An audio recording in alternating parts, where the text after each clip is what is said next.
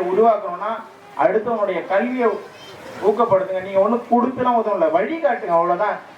படிச்சா மேல வந்துடலான்டாங்க சொல்லி வளங்க, கண்டிப்பா மேல வருவான். இயற்கையாவே இந்த ரூரல் சொசைட்டிக்கு என்ன இருக்கு தெரியுமா? உலகத்திலேயே கோடீஸ்வரம் வீட்டுக்கு இருக்கிறாத அந்த அறிவு நுட்பம் எல்லாம் இந்த விளிம்புநிலை சமூகத்துக்கு குப்பைக்கீரை இருக்கும்ல, அதுக்கு ரொம்ப பவர் ஜாஸ்தி.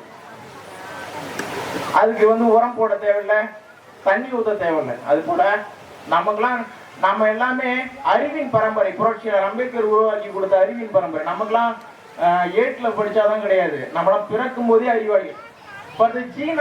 நம்ம பிறக்கும் போதே அறிவாளியா? பிறக்கும் போதே அறிவாளி.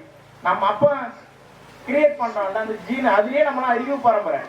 நம்மளை பத்த வச்சா போதும், பத்திக்கிட்டு குப்பு எரிஞ்சு போயிட்டே இருக்கும்.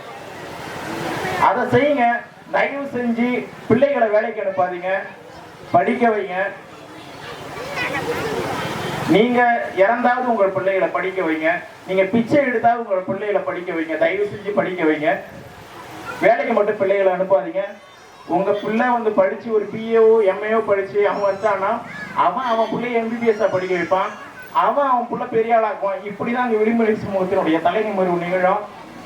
3ஆம் தலைமுறையில இருக்கவன் கோமணம் கட்டவன் நம்மளோட முப்பாட்டன், 4ஆம் தலைமுறை மிகப்பெரிய அதிகாரத்துல இருக்கிறான்னா இது தலைமுறை நிகழ்வோட மட்டும்தான் நிகழும். அதற்கு the way of education is just for created everyone. Thank you for the